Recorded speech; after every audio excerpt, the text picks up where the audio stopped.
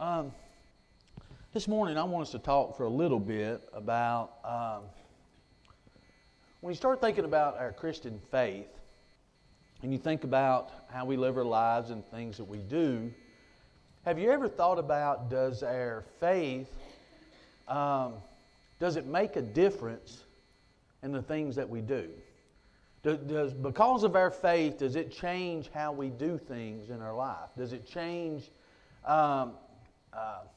just our life in general? Does it change those that's around us because of our faith? If we didn't have our faith, would our life be any different?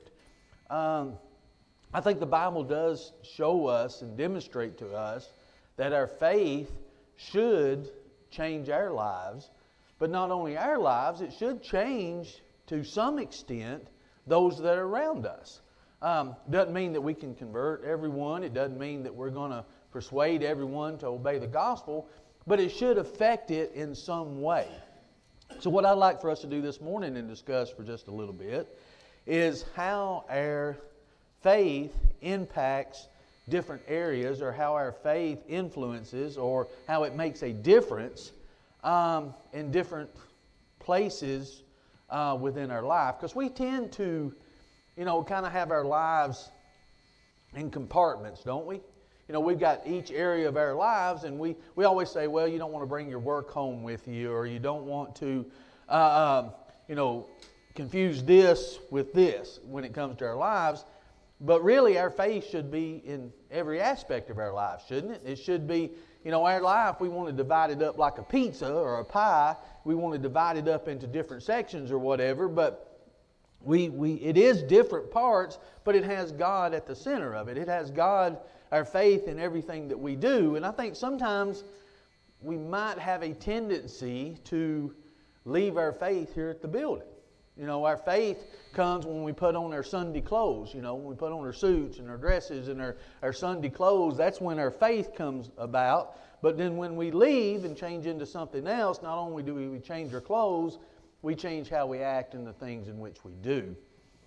So let's look at a few things this morning and see how it affects different areas of our lives. Look in Colossians chapter 3. Let's see. Beginning in... I'll tell you what. Let's go back. Look at Matthew chapter 5. Matthew chapter 5, beginning in verse 14. It says, "You are the light of the world. A city that's set on a hill cannot be hidden. Nor do they light a lamp and put it under a basket, but on a lampstand. It gives light to all who are in the house. Let your light so shine before men, so they may see your good works and glorify your Father which is in heaven." So this tells us that we are a light to who? To the world. We're a reflection. Jesus is the light. We're a reflection of the light. We're to let that light shine. So anything that we do out in the world, we need to show that, don't we? There needs to be a difference in us. There needs to be something in us that is different than the world, that causes the world to say, okay, there's something about that. Because remember, the world's in darkness, right? Jesus brought the light. We're a reflection of the light. We're to let that light shine. So darkness, there ought to be a difference. If you can see just a little hint of light, it's something, isn't it? You ever been in, I forgot, what is it, Cumberland Caverns? I remember you used to go there in school and they take you down, and what do they do when they get you down there? Turn the lights off. You can't even see your hand in front of your face. And I like that for about a second. I'm like, boy, that's cool. Then I'm like, what if these lights don't come back on? That's the way I am in the elevator. Every time the door shuts, I'm like, okay, what if this thing stops? What am I going to do? And then if it waits too long to open up, I'm done panicking and trying to pry the doors open, because I'm pretty claustrophobic. But I think, boy, that's cool when the light goes out. But then I'm like, well, what if this don't ever come back on? How are we going to get out of here? But then if you just see just a little speck of light, it makes a difference, doesn't it?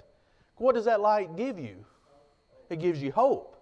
And that's what we should be to the world. That's why Jesus come, isn't it? To give the world hope. So it should make a difference in our social engagements and the things in which we do.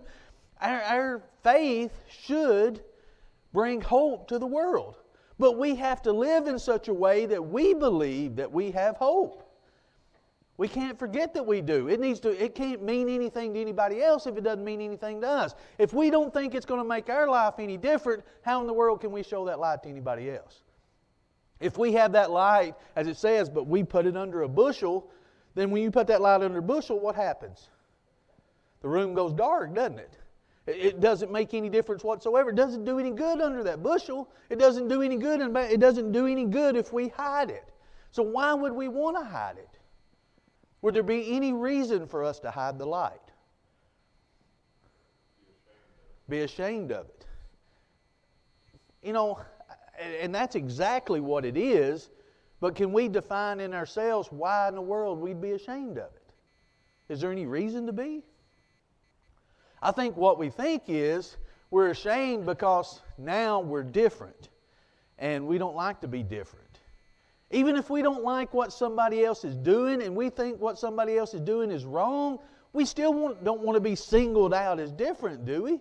So what do? We kind of play along, or we kind of just be a part of it. We may not be doing it, but we just may like to be there and not say anything. Let's just hide this light. Let's don't make a scene. Let's don't do anything, because that draws attention to us. But here's the key.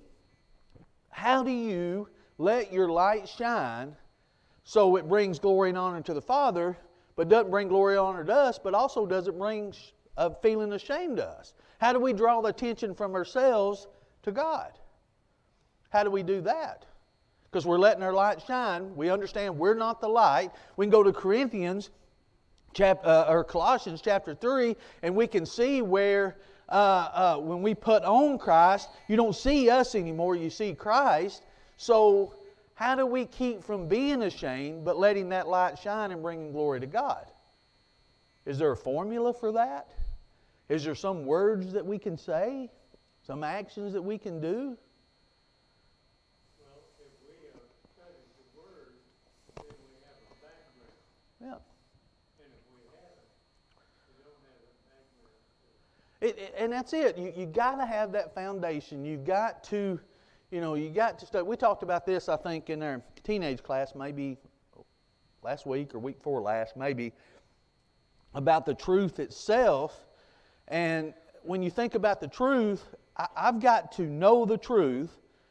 And if I know the truth, I can recognize when it's not the truth, right? That's the key to it. I don't have to know every error that's out there. But I do have to know the truth. So if I know the truth, I can discern the error from the truth. So if I have, as Burton says, if I have that background, if I have that knowledge, when I'm placed in situations, I'm going to know what to do because I have the truth. Now, it may not be pleasant at times. It may, as someone said, yeah, the Bible says the truth shall make you free, but it does a whole lot of other things first. It makes people angry. It makes you ashamed sometimes. It can make you furious. It can make you go through all these emotions before it ever sets you free, because you don't know what to do with the truth. You've been in the darkness. So if we as Christians, and we want our faith to make a difference in someone's life, I think we have to understand there has to be some patience. There has to be some long suffering, as God shows to us. Because when someone's in darkness, if you've been in darkness for a long time and all of a sudden turn on the light, what happens to you? It's hard to see, isn't it? Jeff, do you have? I think also you've got to be consistent. An example that hit me after I first accepted the Lord was praying before a meal. I'd always ask family members, I'd like to lead prayer. But then when you eat in public, I had a family member say, "You're not going to do this here, are you?" Yeah. And it might offend someone. And I said, I'll be honest, I'd rather offend a total stranger than offend the Lord. But I think that it's got to be consistent. Yeah. If you're going to shine your light here, it's got to shine all the time, not just when it's convenient or you're afraid of peer pressure or some awkwardness. Yeah. And there is a getting used to it, or was for me. Oh, yeah. Well, think about that. When you think about light, there's just so much that I don't think of sometimes when it compares light to darkness when it comes to our spiritual life, is the fact if you just turn that light on, sometimes it takes a little while to get adjusted to it. But also, you want that light to be reliable, consistent. I want to know when that switch is on, it's going to come on because I need it. I need that light to be able to do. So you have to be consistent in doing that. And that's what the world needs to see, but you have to give them time to do that. In 1 Peter 2:12, have your conduct honorable among the Gentiles, that when they speak against you as evildoers, they may by your good works, which they observe, glorify God in the day of visitation. You've got to give them time to do that, so when they look at it and even try to speak evil of you, what are they actually going to say? If they're going to get mad, and the world does, and that's what we have to understand, they're not mad at you unless you're shining your light instead of letting your light shine. There's a big difference in that. If someone's got a flashlight and they're holding it in my pathway so I can see, that's one thing. If they're shining it in my eyes where I can't see nothing, that's another thing. And we've got to be careful with that. You know, we made that analogy before, I'm sure. So you've got to give, you got to give time to do that, but get adjusted to that light and then be consistent with that light. And then the world, they may not agree with it, but they'll respect it. You know, they'll see the benefits that light can bring, even if they don't take advantage of it. There's a lot of people who don't take advantage of it, but they can see what the benefits are. But if we don't show that in ourselves, then we're not going to have any kind of influence when it comes to the world. And he goes on to say how we're salt of the earth, and if it's lost its flavor, it's good for nothing. If it doesn't do the purpose that it's supposed to do, just trample it underfoot. That's all it's left to do. There's not anything to do. So it needs to make a difference in just our everyday life and the things that we do. And it doesn't matter where we're at. It doesn't matter what social engagement we're doing. It should make a difference, not only in our life, but in those that are around, because they may take notice of it. Like Jeff was saying, someone may see someone leading a prayer in public there at a restaurant or something, and that may just strike them as odd. It may say, well, what are they doing? But it may cause them to think about that. It may cause them to want to maybe investigate it a little more. You know, get them thinking a little bit more. You know, I think about this, especially going to restaurants, and I don't know if this happens with more people, but it happens a lot when it's just Tanya and myself, and you go in a restaurant, they're going to set you somewhere. Where do they always want to try to set you? By the bar, because you're just two. Let's get them out of the way, get them over here, and then they look at you odd, and you say, "Well, I'd rather not. I'd rather sit somewhere." Not that we're going to be sitting up there at the bar drinking, but when you're there, it's just to me just the impression of it. It may be something that's weird. It's just I don't like being in that area when I'm there because it makes a difference. I think it's just the influence of it. And then they look at you like you're crazy if you want to go somewhere else, and I'm like, well.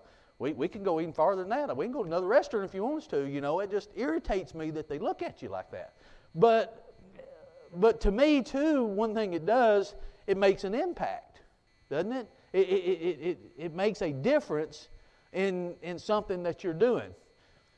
Does it mean you're going to burn in hell if you sit in there at a table and eat? And there's a bar. Does it matter if it's 20 feet from you or 100 feet? It doesn't matter. It's just the impression of it. I think, if you want to stay consistent, I just try to stay consistent. I'm just uncomfortable. There's things that make me uncomfortable sometimes, and that's one of them. But when you think about the difference that you make, it does make a difference. But it has to first make a difference to you. It has to make a difference to you in your life, or you can't make any difference in somebody else's. If that light doesn't mean anything to you, it's sure not going to mean anything to anybody else. Because how can you convince them if you can't convince yourself? So it should make a difference there. Look in 1 Thessalonians 4, verse 11 and 12. It says that you also aspire to lead a quiet life, to mind your own business, to work with your own hands, as we commanded you, that you may walk properly toward those who are outside, and that you may lack nothing. Colossians chapter 3, beginning at verse 22. Bondservants, obey in all things your masters according to the flesh, not with eye service as men pleasers, but in sincerity of heart, fearing God. And whatever you do, do it heartily as to the Lord and not to men, knowing that from the Lord you will receive the reward of the inheritance. For you serve the Lord Christ. Masters, give your bondservants what is just and fair, knowing that you also have a master in heaven. So think about just not in social things, but think about economically in our work? Do we make a difference in the workplace? Do we have the right attitude? Do we do the things that we're supposed to do? Do we earn the wage that we are supposed to earn? Do we act the way that we're supposed to do when we're on the job? There's a lot of things that can happen on the job, isn't there? There's a lot of things that individuals can get engaged in. It talks about here back in 1 Thessalonians, if we can go back to there, that you also aspire to live a quiet life, to mind your own business, to work with your own hands as you commanded, that you may walk properly toward those that are outside, that you may lack nothing. Think of all the things that you see, that I know I see, that when we're in the workplace. There's a lot of gossiping going on. There's a lot of people may not be working the way that they're supposed to be working. There's people doing things that they shouldn't be doing. What are you going to do in those situations? You going to involve yourself in that? You want to be part of the gossip? You want to be part of what's going on? There's been a lot of marriages that have failed because of the workplace, hasn't there? There's been a lot of things, reputations that's ruined because of the workplace. There's been just a lot of things in a workplace setting that, because you spend a lot of time there. So how do you act there? What are some of the things that you engaged in? Do you give all that you can do, knowing that you're not working for that person, but ultimately you're working for God in whatever you do? And sometimes that's hard to distinguish. That's hard to look, because you may get frustrated. You may not like what you're getting paid, or you may not like what's going on there. And sometimes we can get an attitude, well, if nobody else cares, why should I care? We may get into that kind of mindset. But remember, we're letting our light shine. We're different than what the world is. We're different than what everybody else, so we should act like everybody else. Or should we? We should act different, shouldn't we? It's just like when Jesus said our righteousness has to exceed that of the scribes and Pharisees.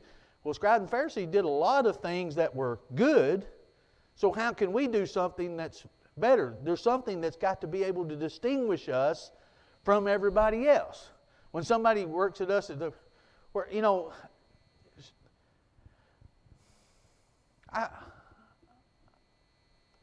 I knew a person that I worked with one time that we got to talking about something after a pretty good while. And I felt like I knew this person for a while, but then I found out that they were a Christian. I was around them for a long time and didn't know that they were a Christian. Should that be the case? That would be pretty devastating if somebody was to say that to me. Or if somebody was talking, I can remember talking to somebody one time, and I mentioned this person's name about them being a preacher, and their eye just got big. They were shocked that this person was a preacher. And they started telling me all these things. I worked with this person for years, and here's how they talk, here's things they do, and I didn't know what to say. And then it made me think, if somebody was to say, well, I worked with Ronald for this long, what did they know about me? I learned very quick. Mike and I talk about this a lot at lunch. He always tells me, you're getting what you asked for. I'll talk to him, complain about, well, this person, they're not working like they should, and I'm going to have to do this. And then pretty soon you end up by yourself. If you don't think anybody can do it the way that suits you, you end up doing it yourself all the time because you're the only one left. You need to be careful about that. You need to be careful what your attitude is toward individuals and how you work around individuals. Now you need to be consistent, as Jeff was talking about earlier, and that's one thing, I think you need to give a person, if you're hired to do a job, you need to do that job to the very best of your ability.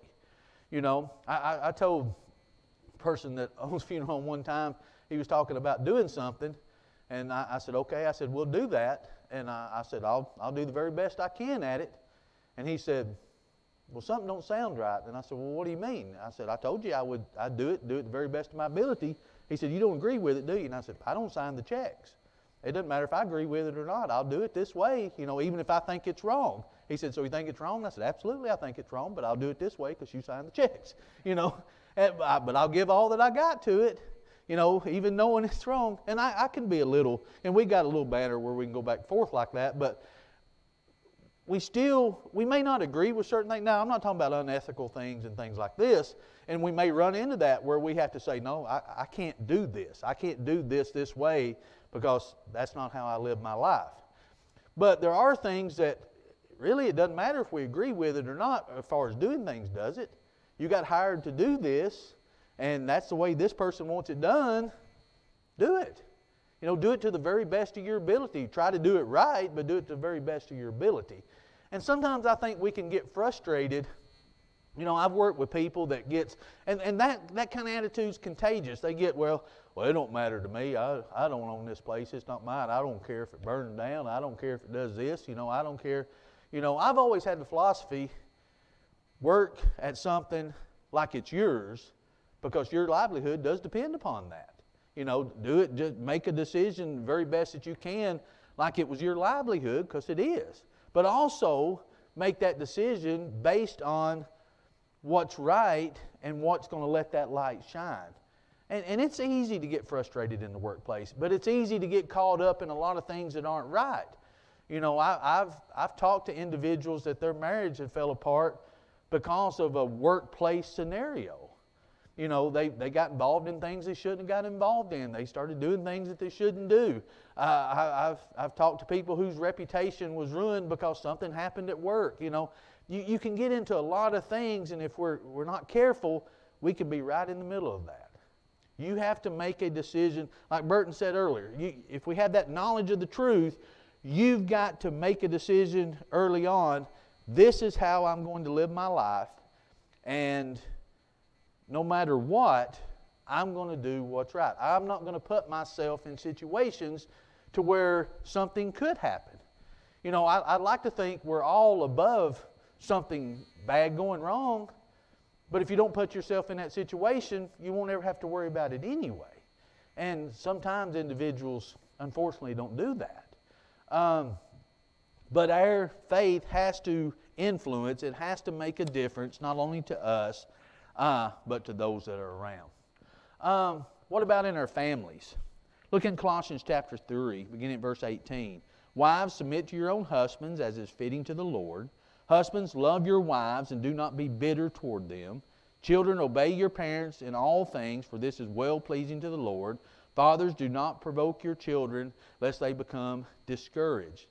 You think about the family structure, the family format, how it's structured. You think about the oldest institution that we know of. What is that? It's the family. And God instituted that. God created that. God structured that. And that's what's perfect. Families aren't perfect, but the family structure is perfect if we follow what God says. And where a family starts going wrong is when somebody or all, or even one individual within that family decides they're not going to follow that structure. It affects the whole structure, doesn't it? And it's sad when that happens. It's sad when you see the world influence something that God establishes. And I think one of the greatest lights, greatest ways that a Christian can reflect that light is in that family relationship. Because that family relationship, that determines a lot of things. What goes on in that family, if you want to see what our society is going to be like in 10 years, if you want to see what the church is going to be like in 10 years, you know what you have to look at? Look at the family now. If you look at the family dynamics now, the family structure now, how families are now, you're going to see what's going to be like in 10 years. Because that's where it starts. That's where it begins. It begins with what parents are teaching children, what the structure that's there, the relationship between the husband and wife, the relationship between the parents and the children. It affects everything that goes on in our society. What are we reflecting? What are we showing? In Ephesians chapter 6, beginning at verse 1, children, obey your parents in the Lord, for this is right. Honor your father and mother, which is the first commandment with promise, that it may be well with you and you may live long on the earth. And you fathers, do not provoke your children to wrath, but bring them up in the training and admonition of the Lord. It's the job of the husband toward the wife, or the wife toward the husband, and especially the parents toward the children, that is so important when it comes to our Christian life and how we reflect that light to the world. And it's not easy to be the husband that you're supposed to be. It's not easy to be the wife that you're supposed to be. And it's sure not easy to be the parents that you're supposed to be when the majority of the world's parents aren't. Is it easy to raise kids in a world where other parents aren't? It's not easy. There's a lot of saying no when everybody else is saying yes. There's a lot of making a distinction when nobody else does, it seems like. And it's not easy to do. I'm telling you, just from experience, it's not easy. God knew what He was talking about when He made the wife to be a helpmeet to the husband, because that has to be for to raise them the way it's supposed to be. It's hard. It's hard to do the right things. You make mistakes the very best you can do, but your faith yourself has to influence your children's so it can influence the world. But it goes back to what Jeff said earlier. It has to be consistent. Has to be consistent. And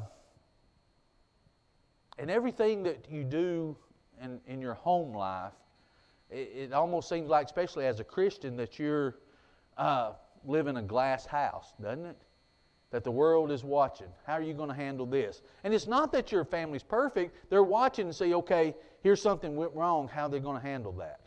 Here's something that goes wrong. How are you going to handle that? Just because, you're faithful doesn't mean your children are going to be. Or just because your children are doesn't mean you're going. There's a lot of things that happens throughout the course of a family life.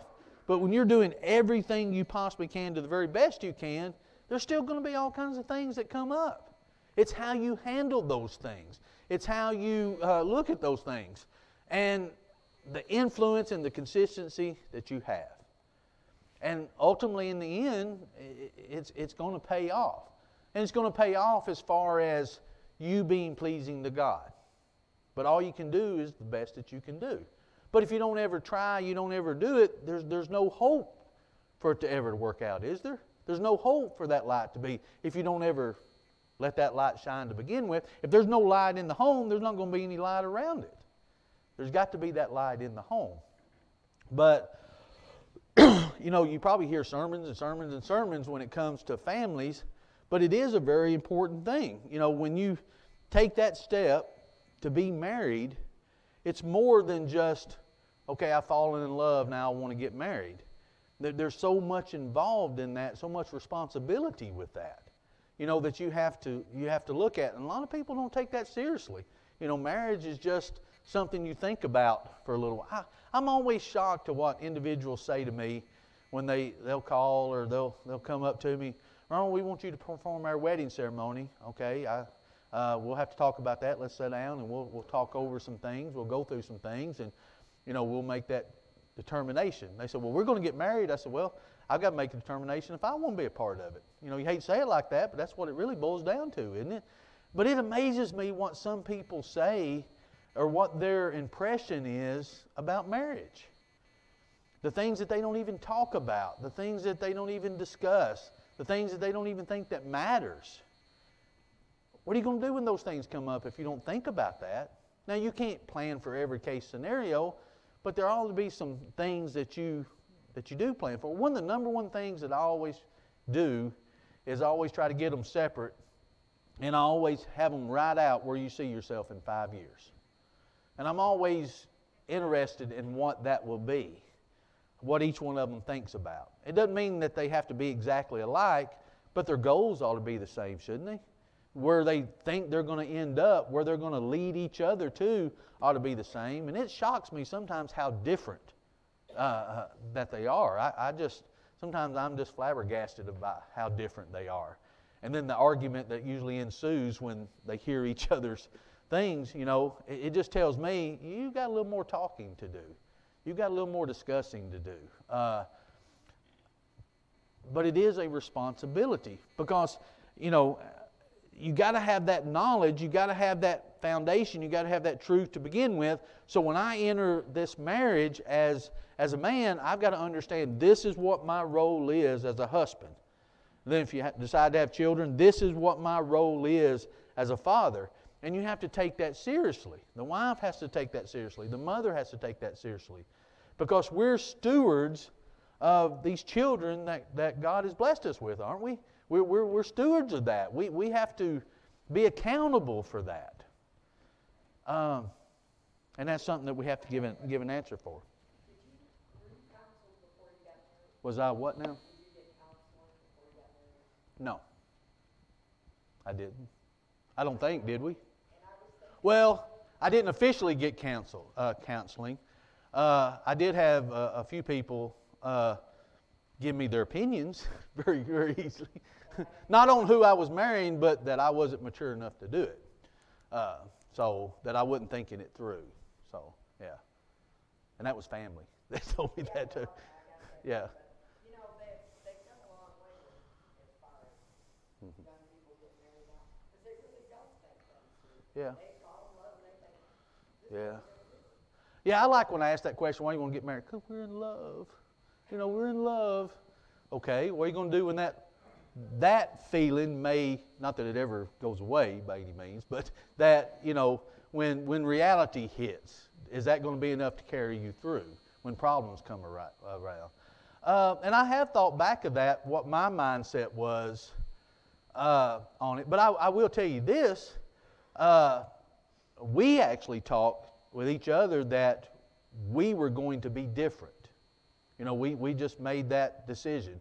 We're going to be different than what we've seen. You know,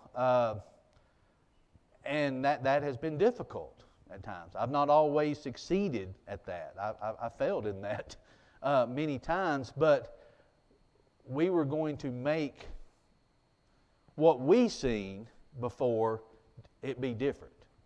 And I think sometimes you can do one or two things. You can fall into a cycle and just keep repeating things, or you can say, I'm going to be different than this. You know, I'm going to be different than what I see. I tell you one advantage I think that I did have, and maybe I didn't realize it till I got older, but growing up in Jackson County like I did, with all its problems it may have, I didn't grow up going to church, but church was a part of my environment because they were everywhere, you know.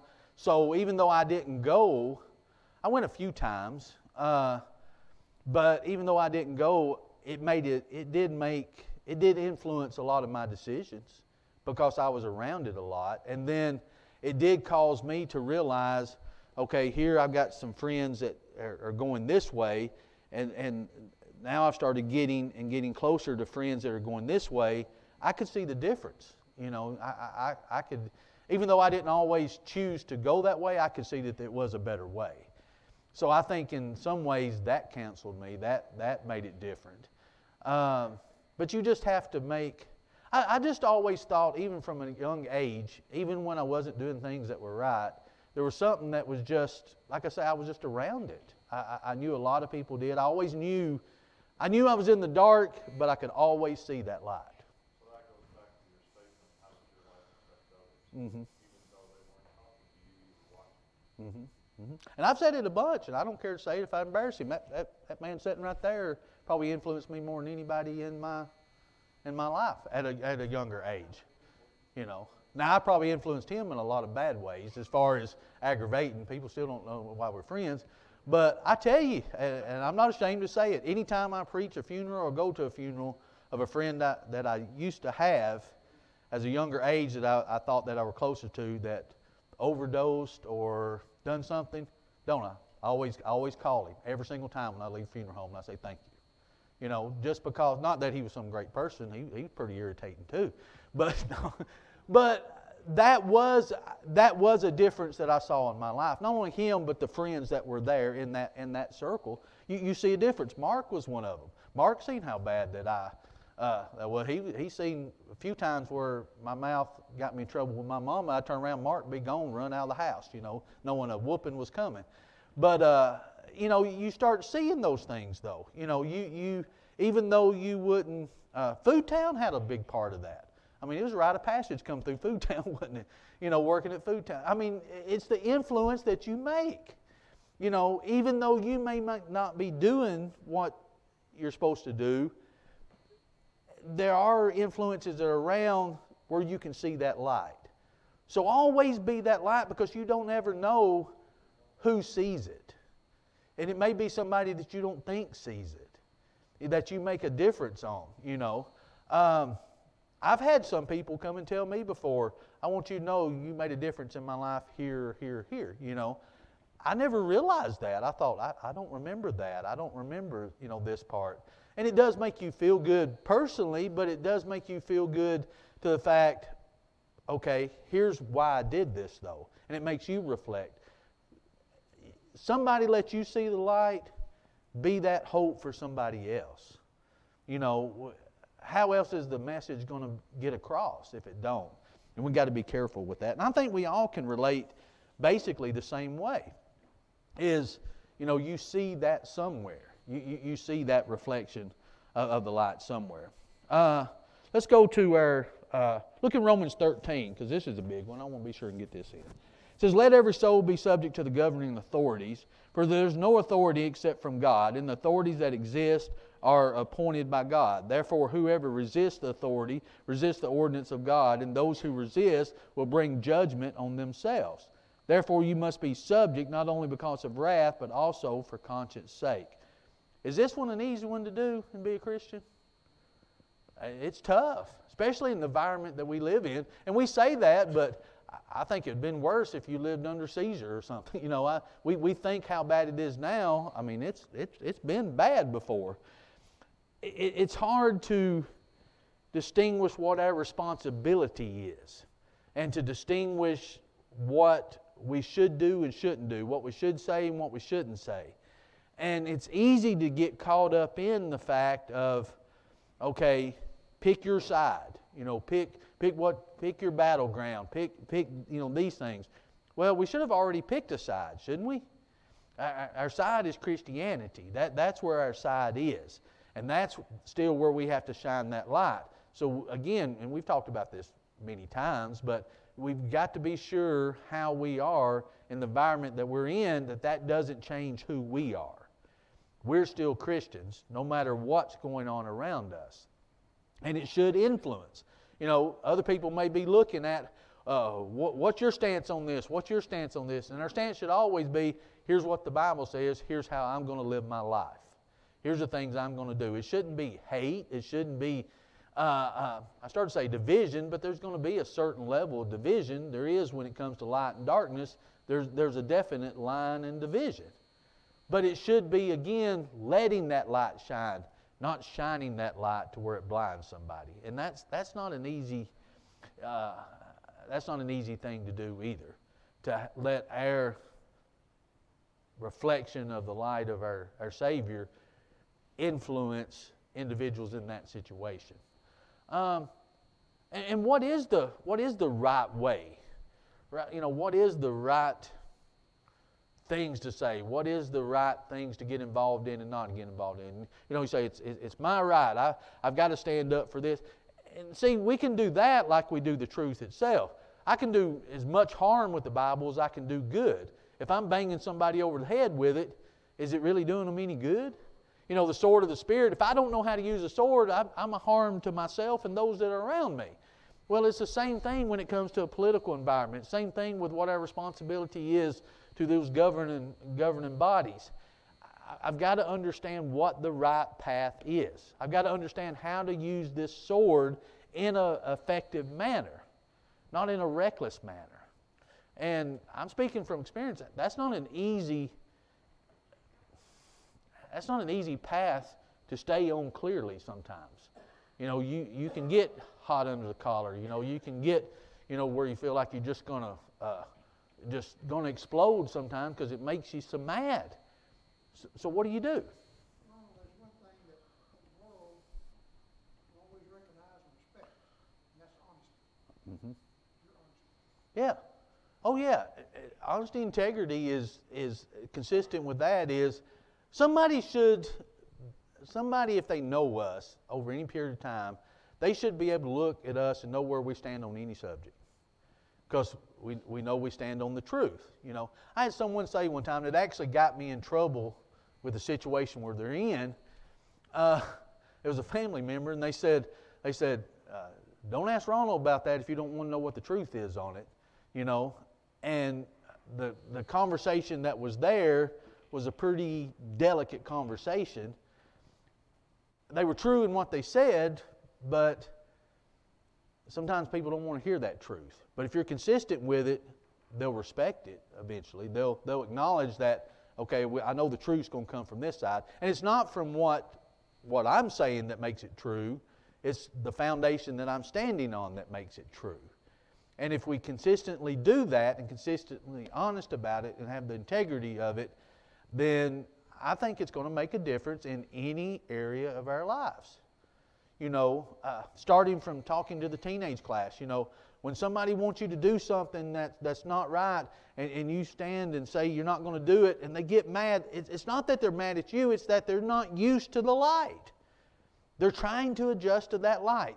And once they get adjusted to it, they get adjusted that you're going to be a reflection of that light. And whatever area that you're in, it doesn't matter what piece of the pie that you happen to be in that particular day, it's still going to be the truth. It's still going to be the light. Then they'll realize it won't hurt their eyes as much. They may not agree with it, but they know that light's there. That hope is always there, and that influence can be there. And again, you don't ever know who you may be influencing. Any further thoughts?